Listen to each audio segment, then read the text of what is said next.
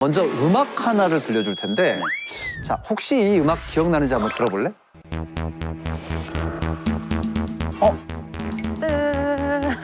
개콘 봤구나. 따라따라따라따라. 사건 25지? 공개수배 사건 25. 공개수배 봤다. 오늘 이야기의 주인공도 이 프로그램에 출연한 적이 있어. 범죄자겠죠? 아니면 목격자 아니면 경찰분이신가 보다. 아니야. 지명 수배자. 범죄자네 그러니까. 그렇지. 아. 바로 음. 이 사람이야. 누군지 모르겠다.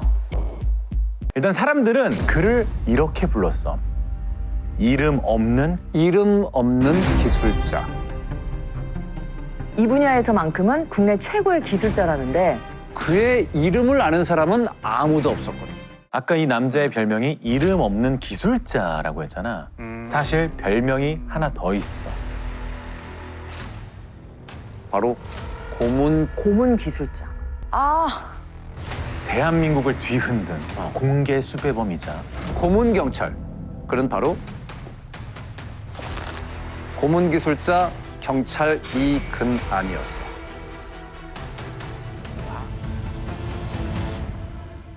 자, 지금부터 시간을 앞으로 돌려볼게. 때는 1970년. 이근아는 32살의 나이에 경찰이 됐어. 자, 당시로는 좀 늦은 나이지. 그런 이근안이 얼마 뒤 이 부서에 지원해. 이 부서. 바로 대공분실. 오랜만에 들어본다. 오랜만이지? 당시 대공분실의 위세는 어마어마했어. 그야말로 나는 새도 떨어뜨릴 정도. 심지어 간첩을 잡으면 그 즉시 1계급 특진이야. 대공수사가 곧 출세의 지름길이었대. 자, 얼마 뒤에 드디어 이근안은 경기도경찰청 대공분실로 발령을 받았어. 그러던 어느 날 이근아는 사건 하나를 발견해. 지난달 29일 강화도 앞바다 휴전선 부근 갯벌에서 조개잡이를 하다가 북괴 무장병들에게 무더기로 납북돼 갔던 어민, 선원 112명 중 104명이 20일 북괴 측에 의해 돌연 송환되어 피랍된 지 만 22일 만에 자유조국의 품에 돌아왔다. 이근아는 이 사건이 간첩의 소행이라고 생각했어. 그래서 납북됐다 풀려난 어민들을 조사하기 시작해. 간첩이라는 증거 나왔을까? 당연히 안 나왔겠지. 아니, 나왔어. 나왔다고? 그 증거는 바로 자백. 아이, 물론 당연히 처음엔 다 부인을 했지. 하지만 모두 이근안의 신문을 받고 간첩 혐의를 인정하게 돼. 거짓 자백과 증언만이 증거인 재판. 결과는 어땠을까? 유죄. 유죄. 심지어 사형이 선고된 사람도 있었어. 대공경찰 이근아는 이 사건들로 어마어마한 실적을 쌓고 경사에서 경위로 특진해. 그리고 얼마 후에 이 사람에게서 연락을 받았대. 이 사람 또 누구야? 이름은 박처원. 대한민국 대공수사의 대부라고 불린 인물이야. 아, 그래. 경찰서장, 도경국장, 좋다는 자리는 전부 마다하고 오직 대공수사만으로 치안감에 올랐거든. 이런 박처원이 이근안에게 연락한 이유는 뭐였을까? 자, 대공수사의 전설인 박처원은 새로 만든 부서의 베테랑 수사 인력들을 당시 모으고 있었어. 바로 남영동 대공분실.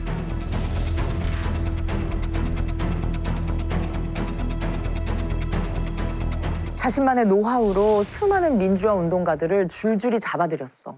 그가 고문 기술자라는 악명을 떨친 것도 바로 이 시기야.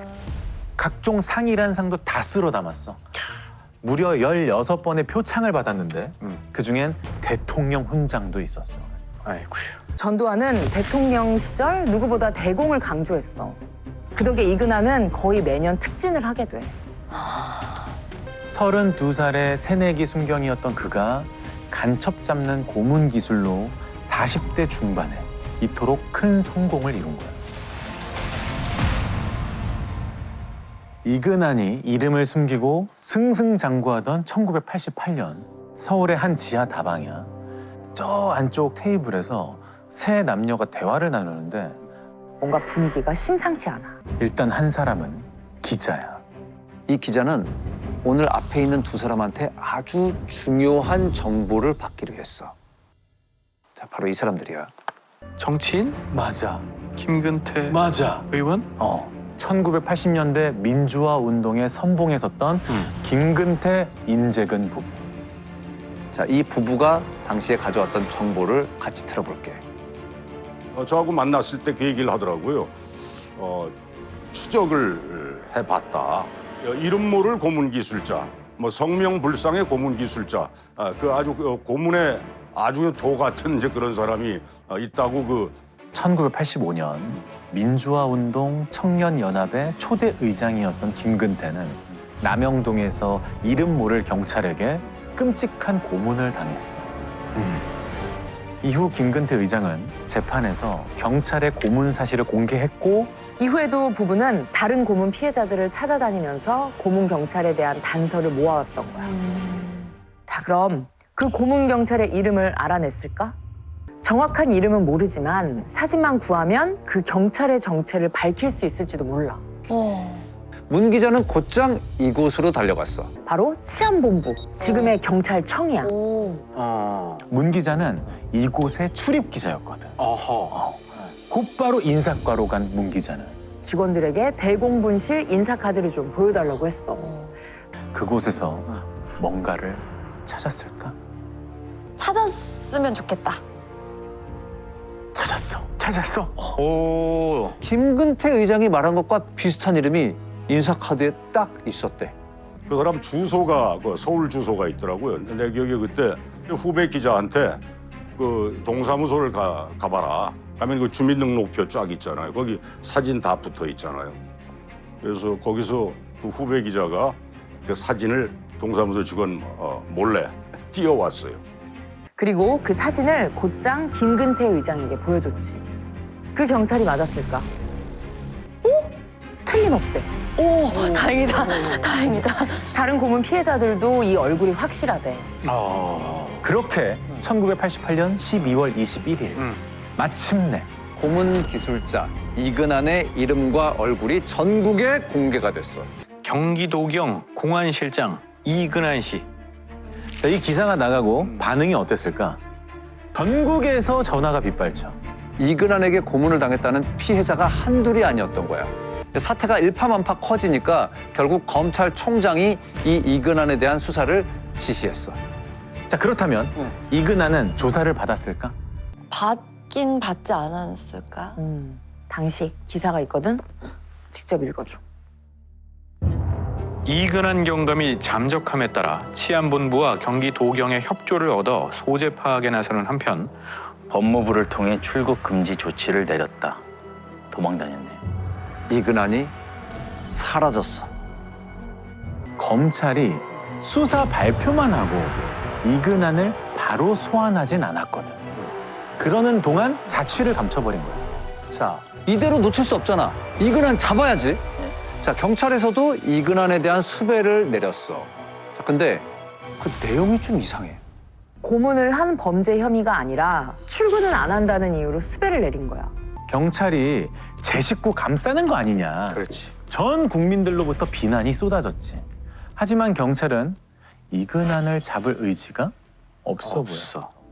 안 잡느냐 못 잡느냐는 논란 속에 시민단체까지 나서 행방을 추적했지만 갖가지 소문만 무성한 채 이 씨는 10년 가까이 그 모습을 드러내지 않고 있습니다. 어느덧 1999년 10월 이근한이 도주한 지 벌써 11년이 흘렀어. 아이고야. 자, 피해자들은 지치다 못해 이제 애간장이 녹을 지경이야. 왜일까? 공소시효? 공소시효. 맞아. 한박도 납북 어부들을 비롯해서 피해자 대부분의 공소시효 이미 다 끝나버렸어. 어떡해. 자, 딱 하나. 딱 하나. 김근태 의장 사건이 남아 있었는데 그마저도 2달 전에 지났어. 이미 공소시효가 끝났어. 아이고. 자, 피해자들 심정 어땠을까? 그런데 얼마 뒤에 피해자들이 뉴스를 보고 깜짝 놀랐어. 심경이 어떻습니까? 심경이. 그동안 어디 있어요? 어디 있었습니까? 그동안 어디 계셨어요? 그동안 어디 있었어요? 한 마디만 심경이 말씀해주세요. 나중에 다 말씀드릴게요. 지금 신경이요. 야, 다른 건 다 나중에 얘기하시고. 말을 11년간 종적을 감춰왔던 이근한이 자수를 한 거야. 처벌을 안 받을 거라고 생각하고 나왔겠지. 자, 김근태 당시 국회의원은 이근한의 자수가 모두 이 사람 덕이라고 말했어. 이 사람 덕이다. 직접 들어봐. 어부로서 납북됐던 김성학이라는 어부가 있었는데 이분도 고문을 통해서 조작 간첩이 됐었고 그래서 재정 신청이 받아들여서 공소시효가 아마 2013년인가 그렇게 늘어났고 이게 아마 자수를 하게 된 중요한 한 계기가 되지 않았을까 싶습니다. 서울고등법원 형사 2부는 오늘 납북 송환어부 김성학 씨가 고문에 못 이겨서 간첩으로 몰렸다며 지난 87년 이근한 씨 등 당시 경찰관 16명을 상대로 낸 재정 신청에서 이 씨 등 8명을 정식 재판에 회부했습니다. 자, 게다가 이건 15년의 재판 시효가 새롭게 시작된다는 걸 의미해. 이근한이 법의 처벌을 받지 않으려면 다시 15년을 더 도망 다녀야 된다는 거야. 쌤통이다. 결국 이근한은 자수를 선택했지. 그래서 김성학 씨 덕분에 이근한을 잡았다는 말이 나온 거야. 자, 이제 고문 기술자 이근한을 법의 심판대에 세울 차례야. 유일하게 시효가 남은 김성학 씨 사건의 재판이 드디어 시작됐어. 이근한에게는 어떤 판결이 내려졌을까? 대법원은 납북어부 김성학 씨를 불법 감금하고 고문한 혐의로 재판에 회부된 이근한 전 경감의 상고심에서 징역 7년에 자격정지 7년을 선고한 원심을 확정했습니다. 그럼 이근한과 피해자들의 이 지긋지긋한 악연은 이제 정말 끝일까? 끝난 것일까? 또 있어요. 안타깝게도 아직도 끝나지 않았어. 이근한은 7년의 형기를 마치고 출소한 뒤 조용히 사는 듯 했어. 이대로 모든 것이 잊혀지는 듯 했지. 그런데 2012년 갑자기 그 사람이 공개석상에 나타났어. 내가 이런 말을 한 적이 있어요. 신문도 하나의 예술이다. 감동이 있기 때문에 신문도 상대가 감동이 돼야 자백을 해. 뭐라는 거야? 그 다음에 정기 고문 부분 트릭을 쓴 거야. 트릭을. 당신 같은 사람은 전기로 지져야 돼. 겁을 잔뜩 주워놓고서 더블A 배터리 내가 오늘 가지고 나왔어요. 이거 하나만 가지면 불도 붙일 수 있어요. 그랬더니 잘못했습니다. 전부 이야기를 하겠습니다. 저런 기자회견을 도대체 왜 하는 거야? 이근한이 자서전을 내고 아이고. 떠들썩하게 출판 기념회를 연 거야. 그간에 알려진 고문 행위들은 모두 피해자들이 과장한 이야기래. 자, 이근한의 이 거짓 주장에 피해자 가족들은 또다시 끝없는 낭떠러지로 떨어지는 기분이었대. 결국 이 지독한 악연을 끊기 위해 두 가족은 재판을 열기로 해. 이근한을 제대로 법정에 세우고 단판을 짓겠다는 거지. 근데 두 가족의 공소시효가 이미 끝났다고 했잖아.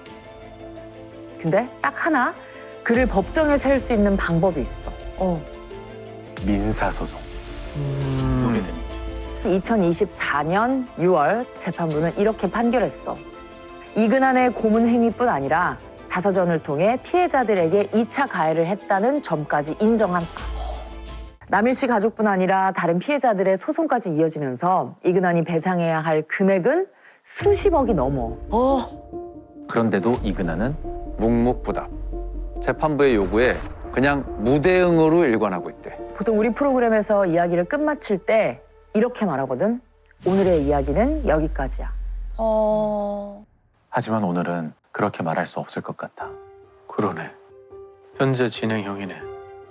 어쩌면 이근한을 찾는 일은 아직 끝나지 않은 건지도 몰라. 우린 아직 그에게 들어야 할 말도 그리고 또 받아야 할 것도 남았으니까.